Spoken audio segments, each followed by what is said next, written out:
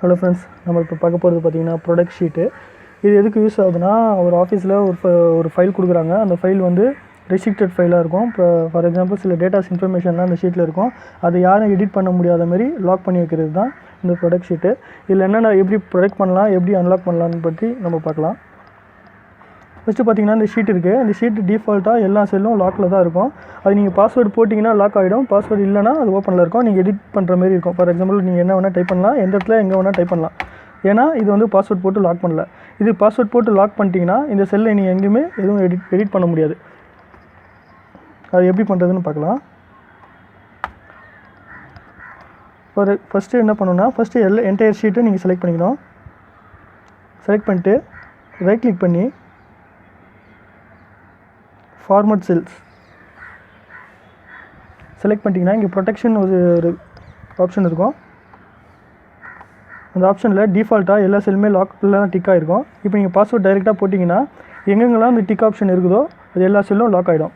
First of all first எல்லா செல்லையும் first tick எடுத்து விட்டுருணும்.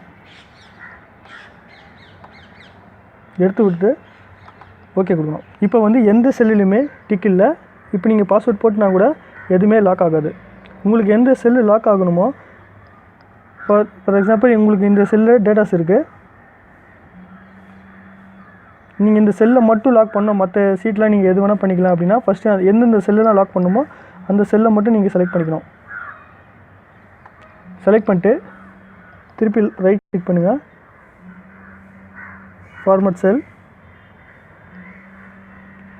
Lock கொடுத்துட்டிங்கன்னா இப்போது எல்லா செல்லுக்கும் டிக் இருக்காது. நீங்கள் இந்த செலக்ட் பண்ண செல்லுக்கு மட்டும் தான் டிக் ஆப்ஷன் இருக்கும்.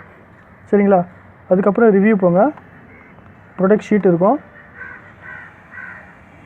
அங்கே போய்ட்டு நீங்கள் எந்த பாஸ்வேர்டு வேணாலும் நீங்கள் செட் பண்ணிக்கலாம். முன்னாடி ரீபாஸ்வேர்ட் கேட்கும். கொடுத்து ஓகே பண்ணிட்டீங்கன்னா நீங்கள் பாருங்கள், நீங்கள் எங்கே டைப் பண்ணாலும் எல்லாமே அக்செப்ட் ஆகும். நான் இங்கே டைப் பண்ணுறேன்னா அக்செப்ட் ஆகாது. ஏன்னா அந்த செல் மட்டும்தான் லாக்கில் இருக்குது, மற்ற எந்த செல்லும் லாக்கில் இல்லை. உங்களுக்கு என்டையர் ஷீட்டு லாக் பண்ணணும்னா திருப்பி நீங்கள் அன்லாக் பண்ணணும்.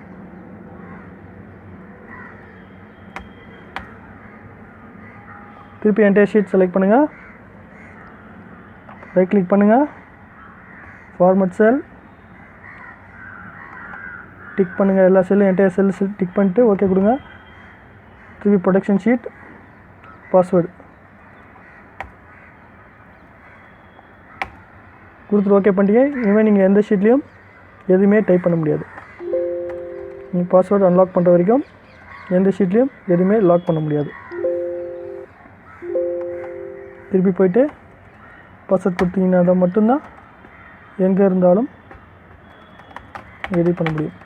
ஓகேங்களா? Thank you friends.